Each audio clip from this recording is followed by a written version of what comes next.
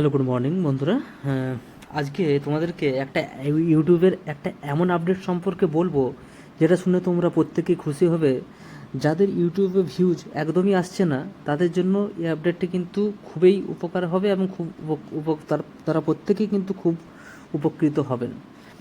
ইউটিউবে এর আগে কি হতো, আমরা যদি কোনো শর্টস দেখতাম, বিশেষ করে এটা তাদের জন্য কাজে লাগবে যারা শর্টস ভিডিও বানায়।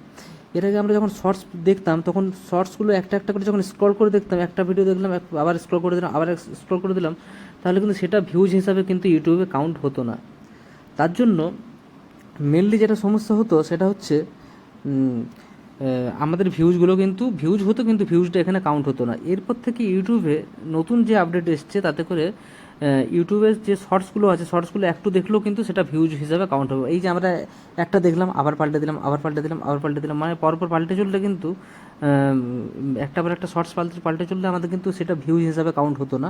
এরপর থেকে ইউটিউবের নতুন পলিসিতে কী হয়েছে যে আমরা যদি শর্টসগুলো এর আগে যেমন যদি ভিউজ তখনই হতো যদি আমরা কোনো একটা শর্টস 3 সেকেন্ড মিনিমাম দেখতাম, কিন্তু এরপর যদি আমরা কোনো শর্টস 1 সেকেন্ডও দেখি তাহলেও কিন্তু সেটা ভিউজ হিসাবে কাউন্ট হবে। এটা কিন্তু যারা শর্টস ভিডিও বানায় তারা দেখবে যে তোমাদের আগের থেকে কিন্তু ভিউজ অনেক বেড়ে গেছে। এটা কিন্তু ইউটিউবের থেকে একটা ভালো আপডেট এবং এটা প্রত্যেকের জন্য হেল্পফুল হবে।